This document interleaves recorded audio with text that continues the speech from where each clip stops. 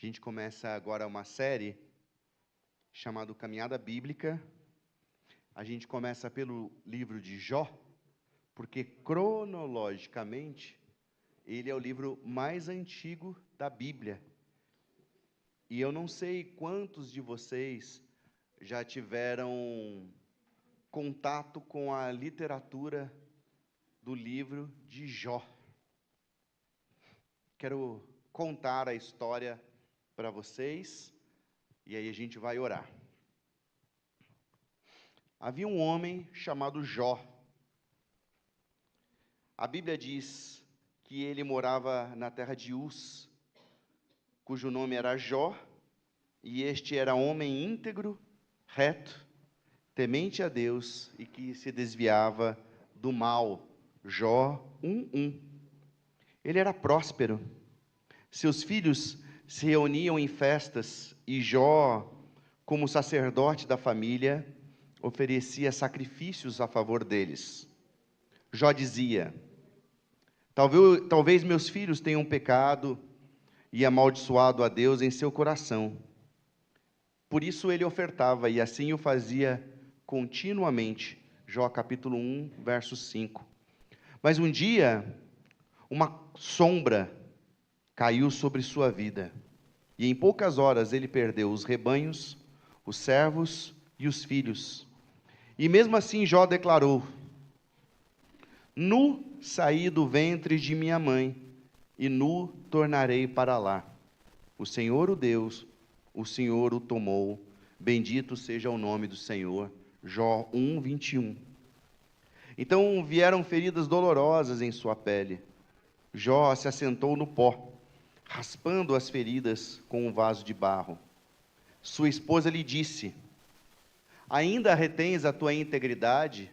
Em outras versões, ainda retens a tua fé? Amaldiçoa a Deus e morre. Jó capítulo 2, verso 9. Mas ele respondeu: falas como qualquer doida?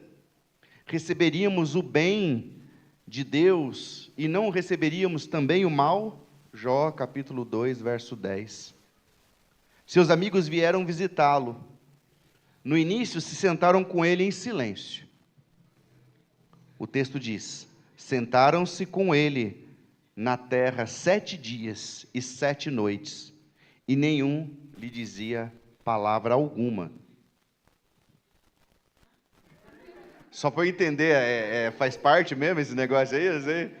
Parece não sei se é tipo aplicativo para cego, não sei, né? Sei lá. Eu tenho um leitor digital também. Jó 2:13 diz: sentaram-se com ele na terra 7 dias e 7 noites, e nenhum lhe dizia palavra alguma, porque viam que a dor era muito grande. Jó capítulo 2, verso 13. Depois começaram a falar demais, tentando explicar o sofrimento. Mas Jó ergueu sua voz e clamou: ah, se as minhas palavras se escrevessem, se fossem gravadas em livro, porque eu sei que o meu Redentor vive e que por fim se levantará sobre a terra. Jó 19, 23 e 25. No final, Deus respondeu a Jó, não com teorias, mas com a força da sua presença. Onde estava tu quando eu lançava os fundamentos da terra? Conta-me se tens entendimento. Jó capítulo 38, verso 4. E Jó, humilhado e ao mesmo tempo consolado, disse: eu te conhecia só de ouvir, mas agora os meus olhos te veem. Por isso me abomino e me arrependo no pó e nas cinzas. Jó 42, versos 5 e 6. E o Senhor restaurou sua vida. E o Senhor virou o cativeiro de Jó, quando orava pelos seus amigos. E o Senhor acrescentou em dobro a tudo quanto Jó antes possuía. Jó 42, verso 10. A história de Jó nos ensina que o sofrimento não é a prova da ausência de Deus. Às vezes Ele não nos dá respostas, mas dá algo maior, sua presença viva. E como Jó podemos dizer, eu sei que o meu Redentor vive. Vamos orar e aí a gente começa a nossa aula de hoje. Senhor, o texto bíblico diante de nós, palavra inspirada como cremos. Mas, Senhor, um texto antiguíssimo, Senhor, que pode começar a datar 2000 anos antes de Cristo, Pai. Dá-nos sabedoria, discernimento da parte do Teu Espírito, para começar a compreender, Senhor, o que o texto traz como princípios para nós hoje. E fala com a gente no nosso coração, fala com a Tua igreja, uma mensagem tão atual, apesar de um livro de aproximadamente 4.000 anos. Fala com a gente nessa manhã, em nome de Jesus. Amém. Bom, vocês notaram que eu fiz um resumo do livro de Jó. Só para eu ter uma ideia, quantos de vocês já tiveram contato, já leram o livro de Jó? Bastante gente. Então sabia do que se tratava. O livro de Jó não é um livro fácil de leitura, porque ele não é um livro comum. Ele é fruto de uma tradição que nós chamamos tradição oral. Por exemplo, quando a gente descobre que Jó é de Ur dos caldeus, a gente está falando de que provavelmente ele era contemporâneo a Abraão. Agora, o texto de Jó, ele não foi necessariamente escrito por alguém. A gente fala provavelmente de Moisés escrevendo o fruto de uma tradição oral dos seus antepassados, mas que é uma junção de pequenas histórias. O que significa? Significa dizer que nós nunca saberemos se Jó realmente existiu ou se Jó não existiu. Assim como nós não saberemos se o filho pródigo existiu ou não existiu nas palavras de Jesus. Não é importante saber se Jó existiu ou se não existiu. O importante é você entender o que se passava na tradição oral que preservou a memória desse conto, que pode ser uma fábula, pode ser um conto ou pode ser literal. Por exemplo, a gente que estuda filosofia, tem um momento no texto de Jó que diz que havia os filhos dos homens foram se apresentar a Deus, e diz que Satanás também foi. Aí eu te pergunto assim, quem é que estava lá? Nossa, o diabo foi ali, deixa eu anotar. Você já parou para pensar nisso? Né? Tipo, deixa eu escrever isso aqui. Do mesmo jeito que quando você pensa em em Moisés, era óbvio que ele não estava lá na criação anotando. Primeiro Deus disse, haja luz, aí ele anotou, opa, haja luz. Por isso que a gente precisa lidar com o texto bíblico a partir do seu contexto. E isso não está diminuindo o texto bíblico, muito pelo contrário, está enriquecendo. O livro de Jó tem 42 capítulos. Os primeiros 2 capítulos é super legível. Por quê? Porque é uma prosa. Só que a partir do capítulo 3, é uma costura poética, é cheio de poesia. Poesia em aramaico, poesia em hebraico. E aí você vai começando a compreender. Por exemplo, eu na faculdade de filosofia fui obrigado a ler vários trechos da República de Platão. Gente, pensa em algo chato. Extremamente chato. Por quê? Porque a República de Platão são diálogos. Não tem um esqueleto da pessoa falando com você que é o leitor. Não, é um diálogo. O que é o livro de Jó? São diálogos. São os amigos dele discutindo com ele. E discutindo o quê? Discutindo filosofia. Discutindo sobre o mal. O justo pode ou não pode sofrer? Essa semana eu estava tendo contato com alguém que falou assim, não, porque se está passando fome, se está passando dificuldade, está em pecado. E aí, a primeira coisa que eu falei para essa pessoa, eu falei, olha, se não houvesse o livro de Jó na Bíblia, eu até poderia concordar com você. Mas Jó, o texto bíblico que ele diz que era íntegro, reto, temente a Deus e se desviava do mal, e mesmo assim, o mal se abateu sobre ele. Outra coisa que o texto fala, que o estudo vai dizer hoje, é que não tem uma explicação plausível para o sofrimento de Jó. Significa que Deus não tem que nos dar justificativas para o nosso sofrimento. Não tem, nem tudo tem explicação. Às vezes, a gente está passando por algo que a gente tem que passar. Às vezes o sofrimento, ele só revela quem Deus é. Porque no sofrimento a gente tem a oportunidade de se encontrar com Deus. Deus não deu justificativas para Jó. Ó, eu fiz isso, mas foi porque o diabo falou para eu fazer. Não. Ele se manifestou nas forças da terra, no vento, na tempestade, nos bichos. Ele se manifestou e depois ele veio como presença suave, sentou-se à mesa com Jó. E Jó disse, eu sei que o meu Redentor vive. Aliás, todos os rabinos messiânicos vão dizer que eu sei que o meu Redentor vive. É a palavra profética mais antiga da Bíblia e já aponta para Jesus. Todos nós precisamos de um Redentor e Jó também precisava de um Redentor. Quero contar para vocês um conto rabínico antes dessa breve introdução, e aí a gente vai para algumas informações sobre o livro de Jó. Limpa o meu óculos, por favor, amor.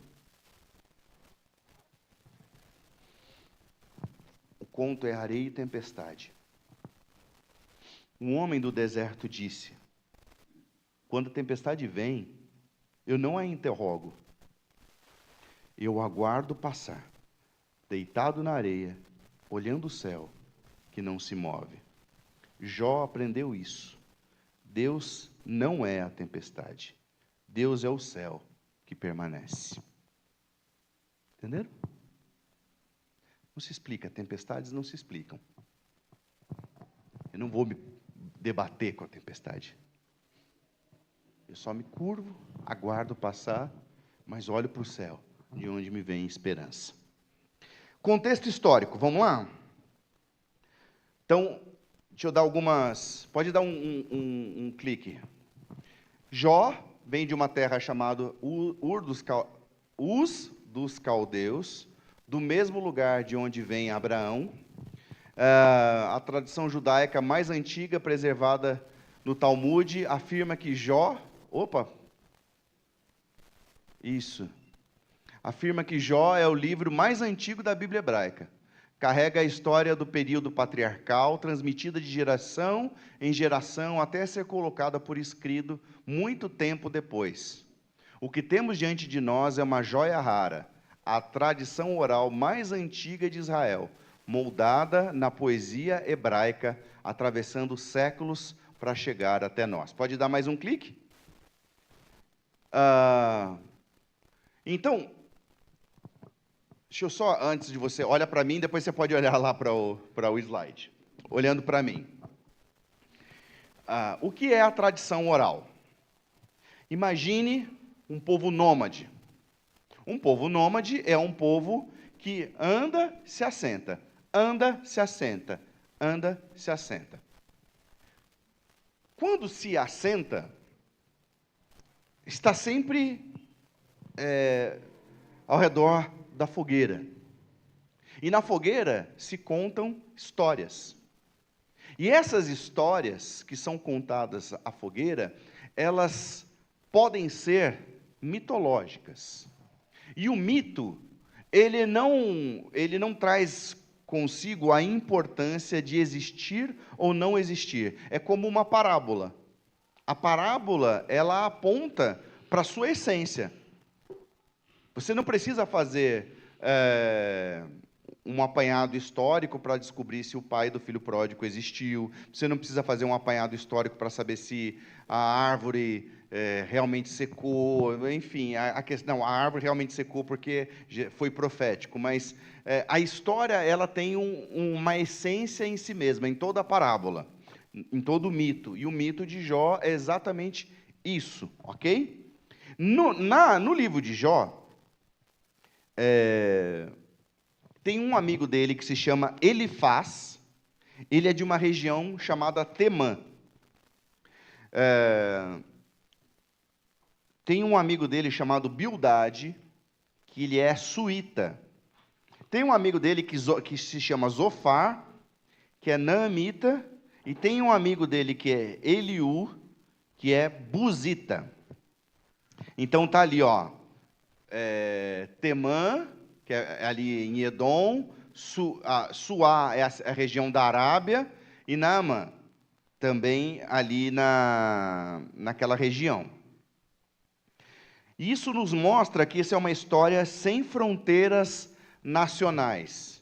Então, o fato de você ter os amigos de Jó vindo de cada um de um lugar, revela uma universalidade para o sofrimento e para a relação com Deus. Outra coisa sobre o contexto histórico é que no livro de Jó não existe sacerdócio, não existe templo. Ele é o próprio sacerdote da sua família, ele faz sacrifícios a Deus sem um templo. Ele é o sacerdote e ele faz a oferta de tempos em tempos para os seus filhos. Então, isso vai mostrar que ele provavelmente é contemporâneo a Abraão. Agora, bem interessante você pensar sobre isso antes da instituição do sacerdócio, porque antes da instituição do sacerdócio, eles já faziam ofertas.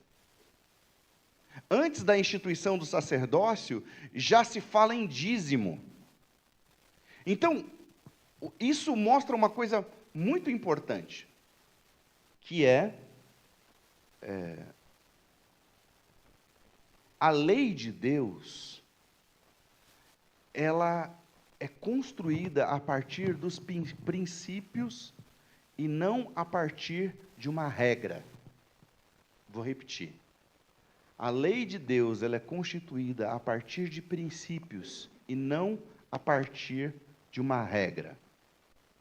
Ele fazia sacrifícios pelos seus filhos, mesmo antes da regra do sacrifício estar validada em Israel.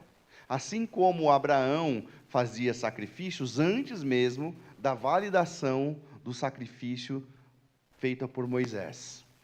Ele entregou o dízimo antes da validação. Então, tudo isso aponta para algo para nós. Quando nós fomos no jardim bíblico,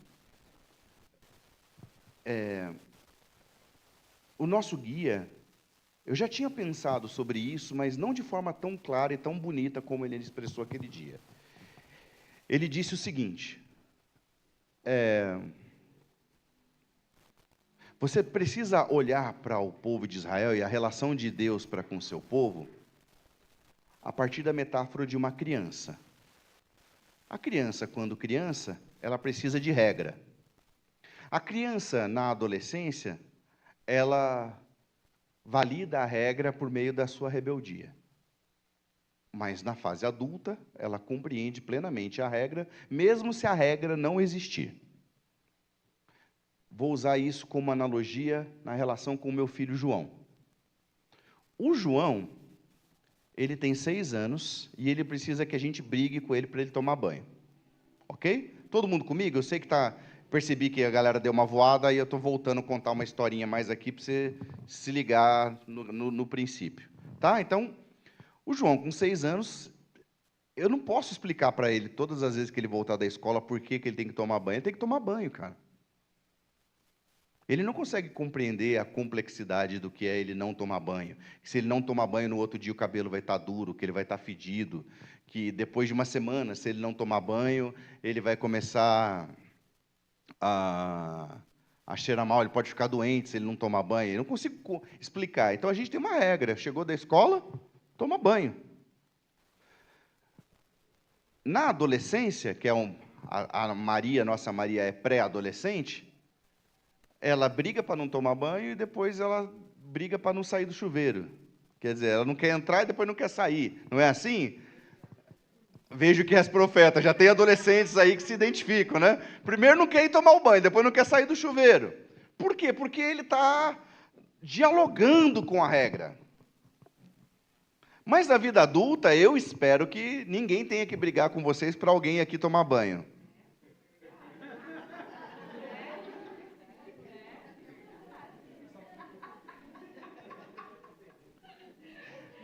Do que eu estou falando? Israel é criança. Israel é criança e está lá tudo escrito para eles, o que eles têm que fazer. Isso aqui é importante para as nossas próximas aulas. Quando a gente for ver Levítico, Número, Deuteronômio, que é os livros que você pula na Bíblia, que eu sei que você pula porque Deus me revelou, amém? Lá está todas as regras, porque lá é Deus falando: João, toma banho. Você vai tomar banho assim, vai passar o shampoo assim, passar o sabonete assim. Levítico, Número, Deuteronômio é isso, é a regra.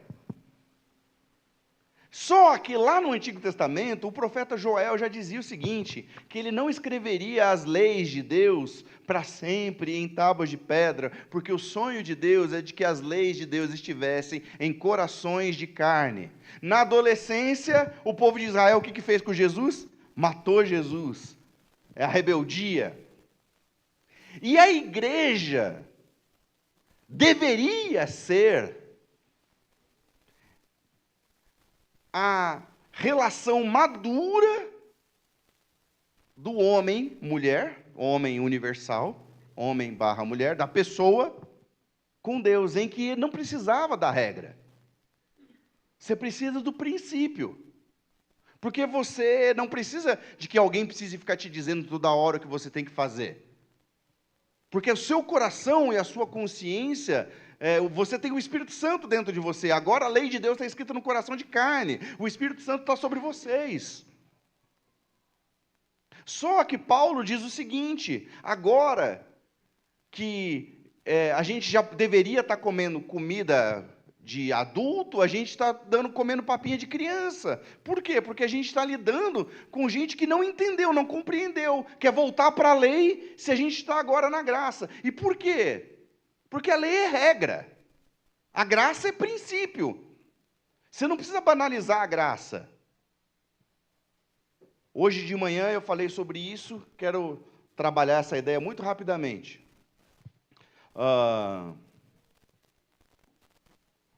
Eu não tenho que dizer para você, hoje a gente está falando sobre o sábado, que Deus santificou o sábado. Ele abençoou, santificou, justificou o sábado. E que sábado ele era um tempo dedicado a Deus, é um tempo de reflexão, oração, meditação, e que eles precisavam guardar. Aí o povo de Israel transformou isso numa regra, e era uma regra inflexível. Daí a gente descobriu o seguinte: a gente não precisa de regra, Jesus está acima do sábado, tanto que o nosso sábado é o nosso domingo. Só que agora a gente não guarda o domingo. E aí eu falei que há 10 anos, 15 anos atrás, quando eu me converti, que no domingo eu ia de manhã à escola dominical, voltava, almoçava com a família, daí depois à tarde, era 4 horas da tarde, eu estava lá no ensaio do Perfeito Louvor, o coral adolescente da minha igreja, depois eu estava lá no encontro de jovens que acontecia antes, depois eu estava lá no culto, e aí você falava: nossa, é cansativo. Daí eu saio do 8 e eu vou para o 80, aí eu faço 2, 3 semanas sem estar na igreja, santificando o meu domingo, não santificando no sentido puritano, mas o sábado é um tempo em que o judeu, ele para, ele medita, é um tempo abençoado para ele. Por isso que o texto fala sobre abençoou, santificou. Mas aí o cara agora, ele fica 2, 3 semanas. O tempo do judeu lá é de ele sentar com a família. A gente não senta mais à mesa com a nossa família. O tempo agora é ensina a Bíblia para os seus filhos. Porque esse é o que eles fazem no tempo de sábado. Mas agora a gente não ensina mais a Bíblia para os nossos filhos. E aí a gente perdeu a essência. Não precisa que alguém te fale sobre o princípio, sobre a regra. A gente só precisa guardar a essência. Não é lei, não é regra. Ninguém está olhando para você para te castigar. Entenderam? Voltando para Jó, o princípio do livro de Jó ele é um livro universal, não há menção no templo, não há menção ao sacerdote levítico, não há menção à lei mosaica. Mesmo assim, Jó, ele é íntegro, reto, temente a Deus e se desvia do mal. Ele faz o sacrifício em nome dos seus filhos, ele faz a oferta em nome dos seus filhos, ele está ali, mesmo antes da lei estar escrita, porque lá não existe lei, a lei está no coração dele. Jó age como sacerdote de sua família, oferecendo sacrifícios exatamente como vemos em Gênesis, com Noé e com Abraão. Isso reforça a ideia de que a história se passa antes de Moisés. Mais um clique, por favor.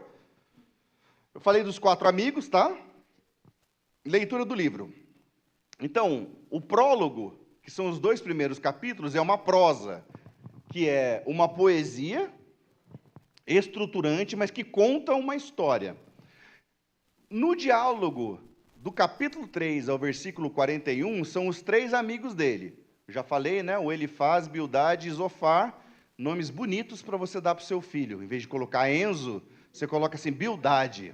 Olha que... Zofar. Ok?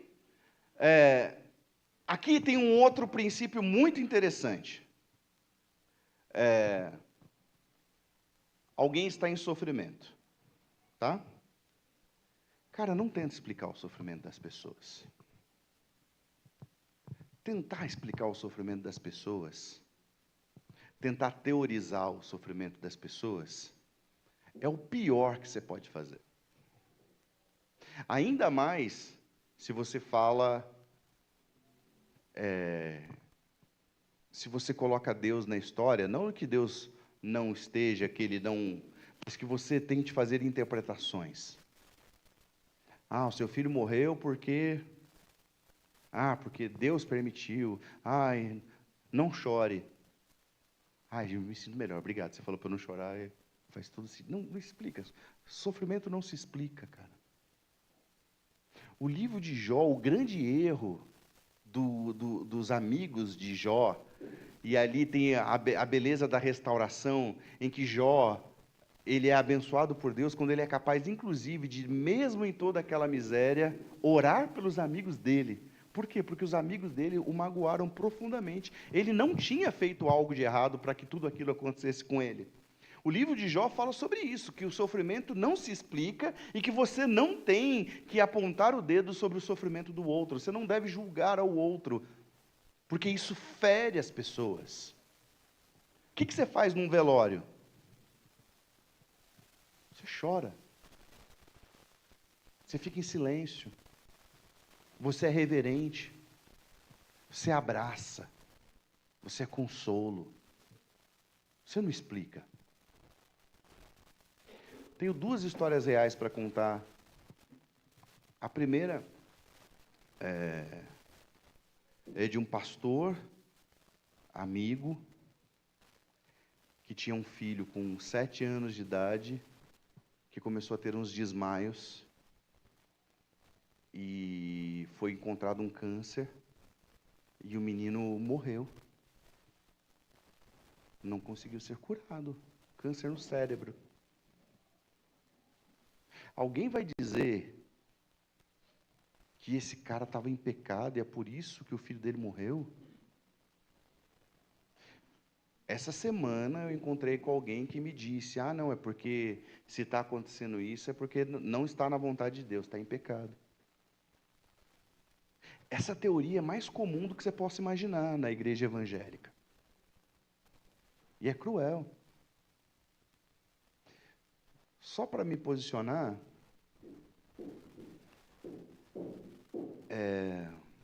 porque é algo extremamente constrangedor. Quando eu fiquei sabendo da história do pastor de calcinha, eu fiquei chocado, extremamente entristecido.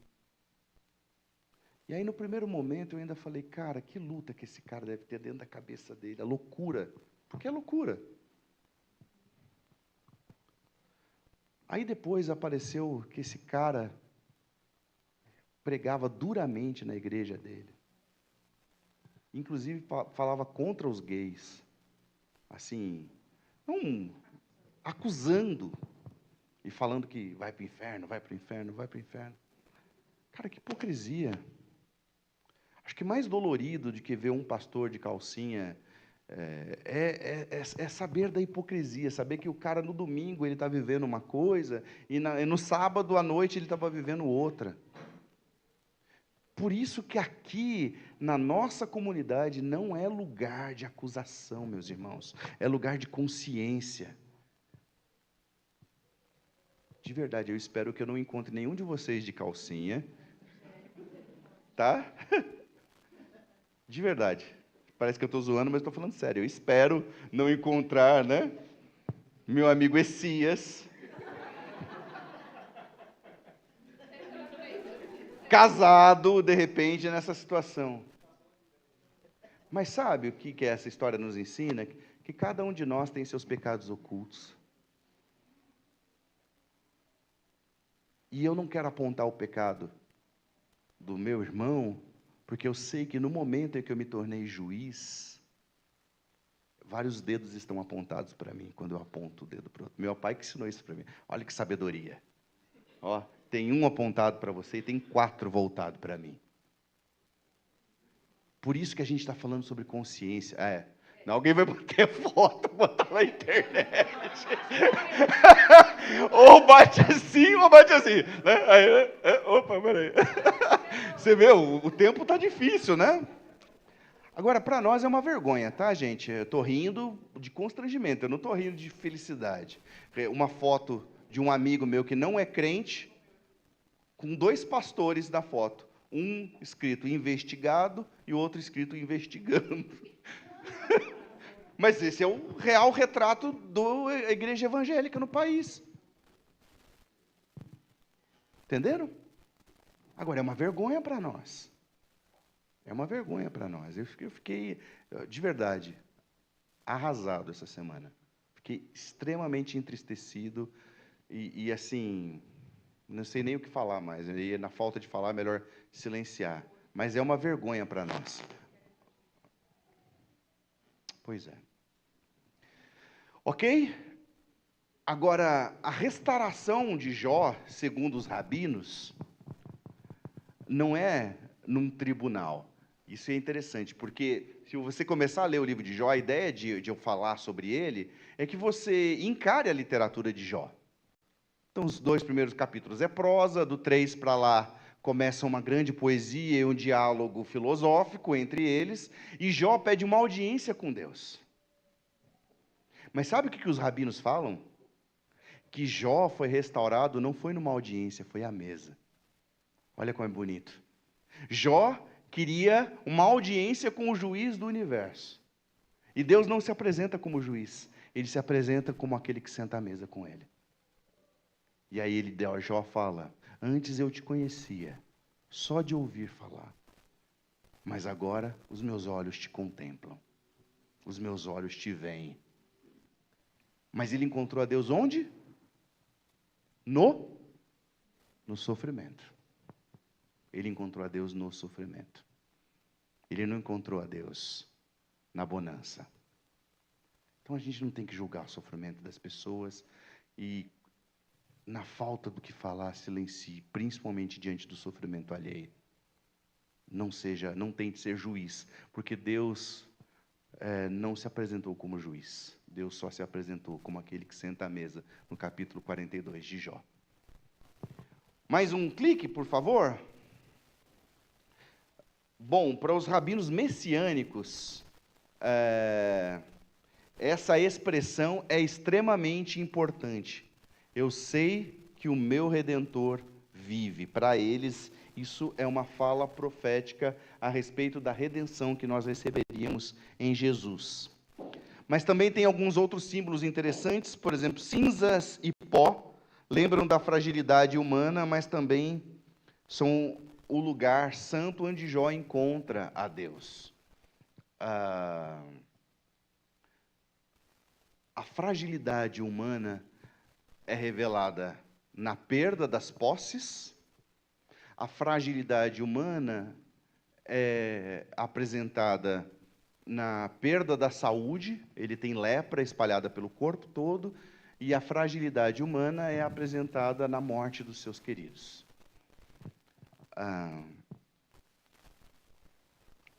Tem um livro que eu já citei aqui, gostaria de indicar aos terapeutas de plantão, inclusive, que se chama Em Busca de Sentido, do Viktor Frankl. É um livro incrível, é um dos livros que mais marcaram a minha vida. E o Frankl, ele é alguém que perde a família, perde a identidade, e ele está lá num campo de concentração. Por que eu estou falando sobre isso? Porque no campo de concentração, você não sabe se a sua família está viva ou está morta. A princípio, sua família está morta. Então, você não tem sua família. Você perde a sua identidade. Repararam que a gente está com roupas diferentes? Então, as roupas, elas não são só coisas que nos cobrem, mas elas expressam a nossa identidade. Então, eu estou com jaqueta, a Elo está com uma blusinha de crochê, quer dizer que ela é mais delicada que eu, a gente tem, os meninos estão de moletom, quer dizer, uma coisa mais moderna, quer dizer, a nossa roupa expressa a nossa identidade. Quando ele está num campo de concentração, ele só tem um uniforme, então ele perde a sua identidade. Ele perde a sua identidade porque no campo de concentração ele não tem um nome, ele tem um número. Então, quando eu chamo Eloir, é parte da identidade da Eloir. Quando eu falo Mayra, é parte da identidade da Mayra. Tanto que no Apocalipse fala que Deus vai reescrever a nossa história com um novo nome escrito numa pedra branca. Só que o Viktor Frankl encontra a Deus no campo de concentração. E sabe como ele encontra Deus? Servindo pessoas, amando as pessoas e servindo pessoas. Ele encontra um propósito de vida no meio do campo de concentração. Agora significa que Deus fez ele ir para o campo de concentração para encontrar com Deus. Você entende o nível da complexidade? Então, morreram 4 milhões de judeus para que o Viktor Frankl conseguisse encontrar Deus no campo de concentração? Tem coisas que a gente não tem que explicar. Tem coisas que a gente só tem que falar, eu não sei. Só sei que nada sei. Diante do sofrimento das pessoas, principalmente.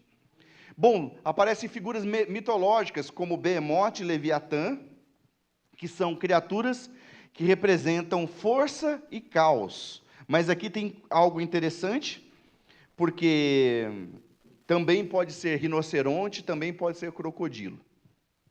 Então, só para você saber que pode ser que os animais existam no inconsciente daquela comunidade.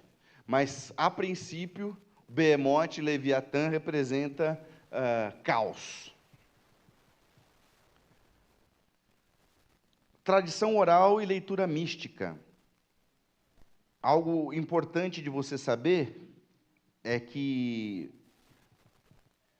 então, essa tradição foi sendo passada, eram histórias, Jó eram histórias. E, de repente, em Moisés, aí sim, 700 anos antes de Cristo, começa-se a escrever, e muito provavelmente o autor que escreve a tradição oral seja Moisés. Mas, a nível de tradição oral, o livro de Jó, então, é mais antigo até mesmo do que o Pentateuco. Ok? São 11:46.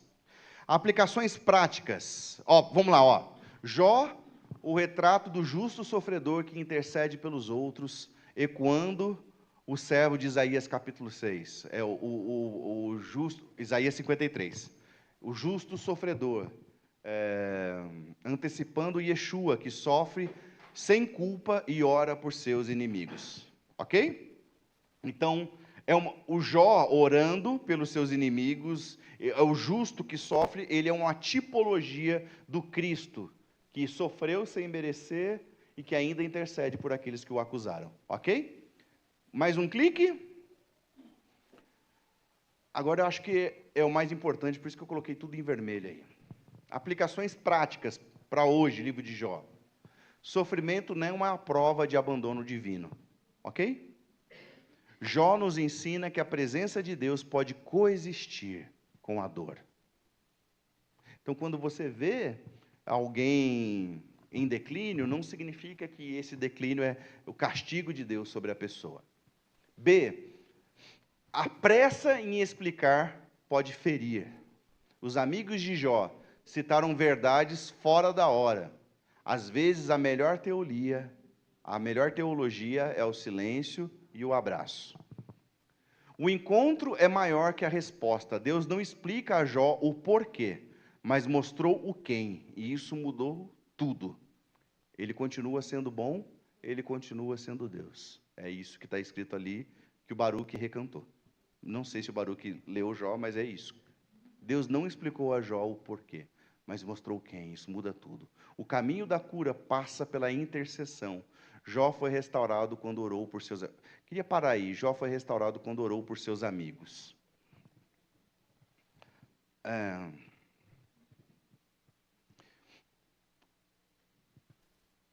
Amem os seus inimigos e orem pelos que vos perseguem. É isso que a Bíblia ensina.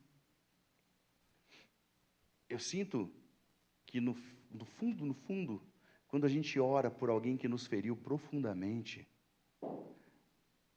a gente está sendo abençoado por Deus. Então,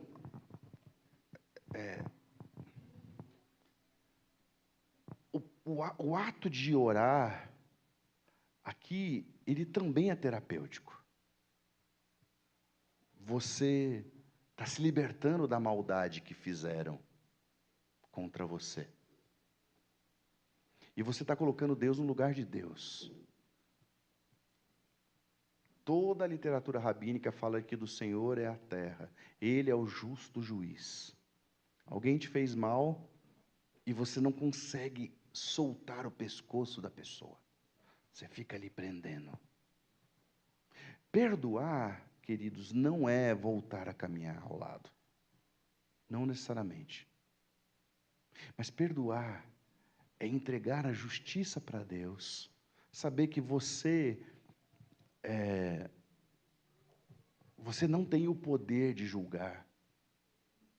E orar e pedir, Deus, o Senhor que sabe todas as coisas, abençoa aquela pessoa. Cura essa pessoa. Feridos ferem, então cura. Se ele fez isso porque ele é alguém ferido pela vida, que o Senhor cure. Que o Senhor abençoe. Então, orar por aqueles que nos ferem é deixar ir. É um ato de amor, de misericórdia e de graça. Você sabe qual é a diferença da desculpa e do perdão? Desculpa, eu encontro justificativas. Furou o pneu da minha moto e eu não cheguei aqui na aula a tempo, me desculpe. Então eu peço desculpa. Perdão é quando não tem justificativa.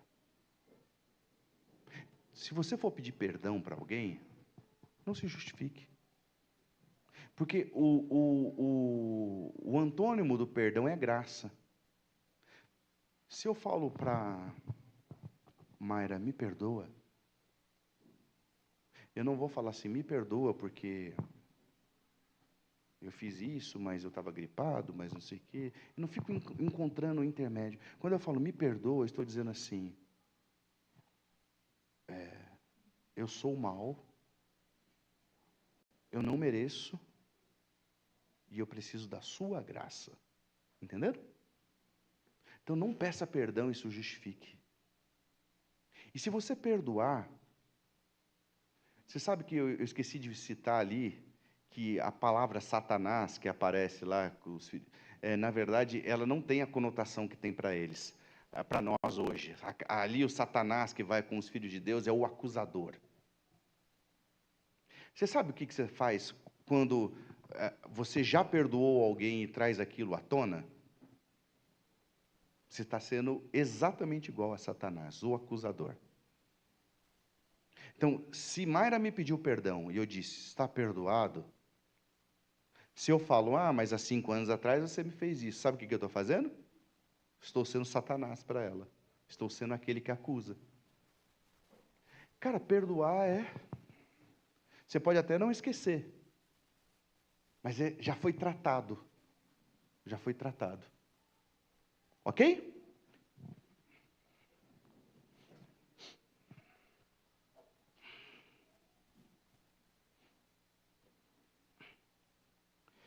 Conexão com Yeshua, que é Jesus, para os judeus, né? Yeshua é esse Redentor, Jó clama por um Redentor vivo, Jó sofre injustamente, Jesus também, Jó ora pelos que entram, que erraram contra ele, Yeshua na cruz ora, Pai, perdoa-lhes, eles não sabem o que fazem, e no final, o descanso de Jó não foi apenas ter seus bens restaurados, mas descansar no caráter de Deus. Acho que eu vi tanta questão do descansar, no sábado, de descansar. Descansar em Deus é a gente abrir mão do nosso controle. Se você acha que Deus é onipotente e você se vê impotente, então deixe que Deus haja. Para de querer resolver os seus problemas. Tem hora que a gente precisa silenciar a nossa alma e entender o que Deus quer de nós. Conclusão. O livro de Jó é um convite para olharmos para o sofrimento não como castigo, mas como espaço onde Deus se revela. É o livro mais antigo, mas fala da dor muito atual. E para quem crê, ele aponta para o descanso final que encontramos em Yeshua. Perguntas para reflexão.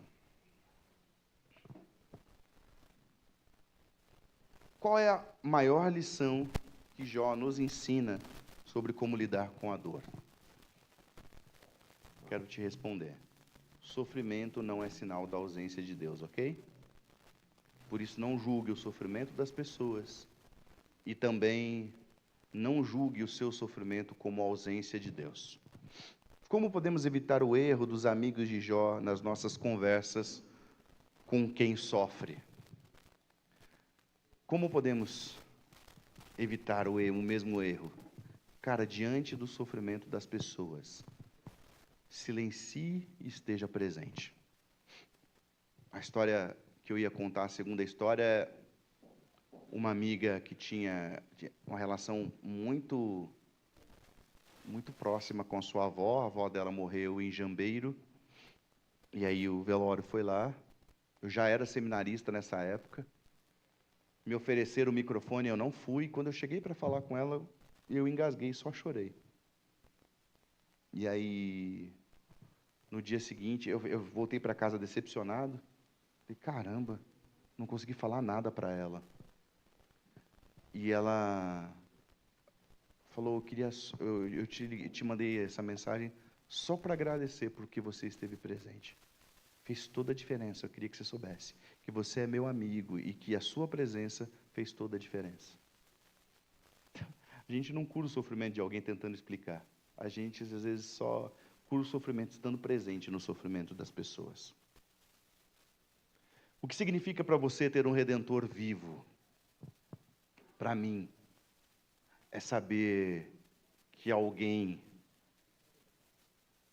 conhece o meu coração mais do que a mim mesmo. E que conhece, e que é o Senhor da minha vida. E que sem Ele a vida não tinha sentido. E que agora tem sentido pleno. Quais áreas da sua vida você precisa parar para buscar explicações e apenas confiar. Pois é. Pois é. Está com o filho doente? Nem sempre a explicação que você está esperando vai vir do jeito que você gostaria. Está há muito tempo desempregado? Nem sempre a explicação virá do jeito que você imaginaria. Está passando... Alguém te traiu numa relação conjugal, alguém te traiu numa relação de trabalho, numa relação ética. Nem sempre a explicação virá do jeito que você quer. E aí sim você precisa aprender a confiar que Deus está em todas as coisas. Como a história de Jó aponta para Yeshua de forma prática no seu dia a dia, é de que Jó precisava de um Redentor e todos nós precisamos, gente. Leia Jó.